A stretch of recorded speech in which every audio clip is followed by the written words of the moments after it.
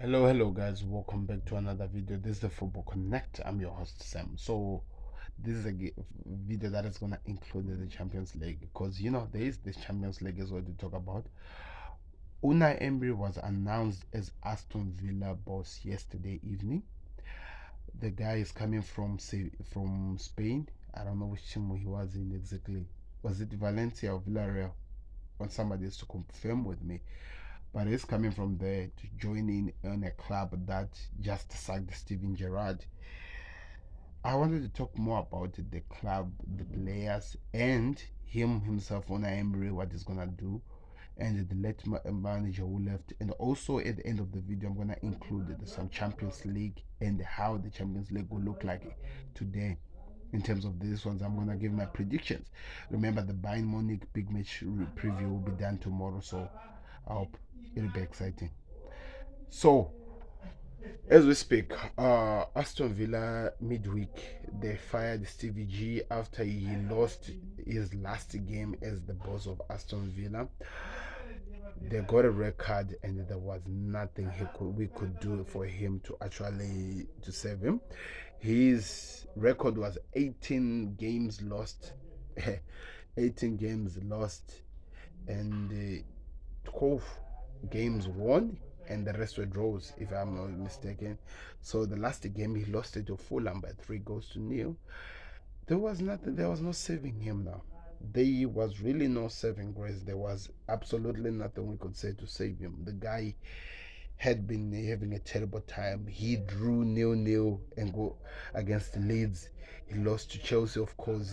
He drew with Nottingham Forest, the team that you expect the team to beat.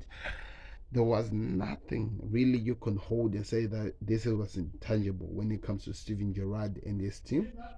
This team was no longer playing for him at all.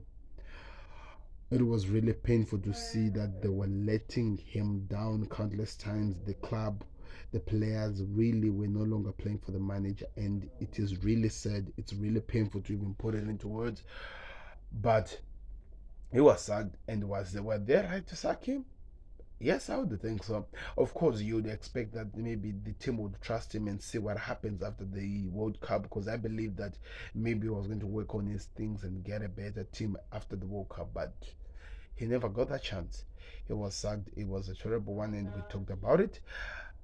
But what I don't accept, or what I abhor, is the fact that this team, after embarrassing the manager for countless times with the smaller team, they go from then and go beat Brentford, a team that is really at their highest at this moment, by 4 goals to nil. That is really unacceptable. That's when I start looking at the players and say that, why were you playing against your own manager? Because the way these guys performed against Brentford, 15 minutes, they'd already beaten the team 3 goals to nil. That is crazy. That is unacceptable. And for that to happen in a Premier League, and for us to just allow a team to put a name, to drag down a manager's name to that extent and go pretend like they are that good, I can't accept it. And players need to be held accountable for what they do, because a lot of managers are getting sacked over this. People are gonna say that I'm saying this because I'm a Liverpool fan and I'm feeling sorry for the legend TVG, but to be honest, that is crazy. I don't know. Now we move on to Unai Emery, who's now the new manager.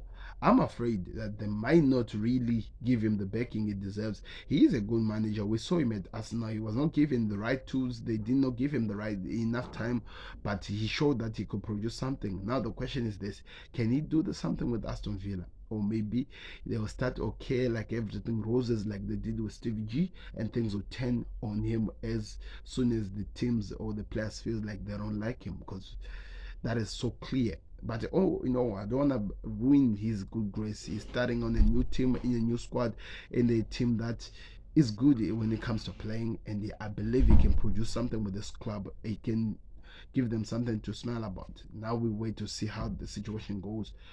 But it's exciting times, for Aston Villa, because they've just won a convincing game against Brentford, giving a clear template for the new manager to build on. I'm hoping he does. We'll wait to see how situation goes. Now moving on to the Champions League. Remember, I told you I'm going to talk about the Champions League. There are no big games that I can cover on today, Tuesday, but tomorrow there is the Bayern Munich versus the Barcelona game, which I'm going to do my big match preview on it, and you'll see the video tomorrow early tonight in the evening. So just prepare for that one. Chelsea is gonna versus RB Salzburg. I think Chelsea will win this. Will draw this game because it's at Salzburg. Sevilla, so I think it's gonna be a 2-2. Sevilla versus Copa there. I think Sevilla needs to win, and I think they're gonna win by 1-0. PSG will win by 4-0. Manchester City versus Dortmund. It will be a 2-1 win to Dortmund. I think this time they'll come back to Man City because I told you ego of Man City is bruised. Even Haaland.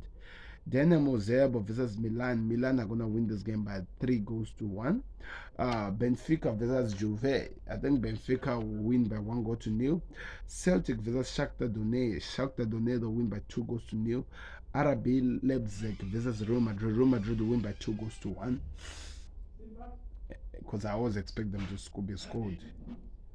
Inter versus Vasco de Pazar in no, this is tomorrow, so I'm stopping here, people. I want to hear your thoughts in the comment section about the Champions League. Tell me what you think about Unai Emery joining Aston Villa. It's gonna be exciting times.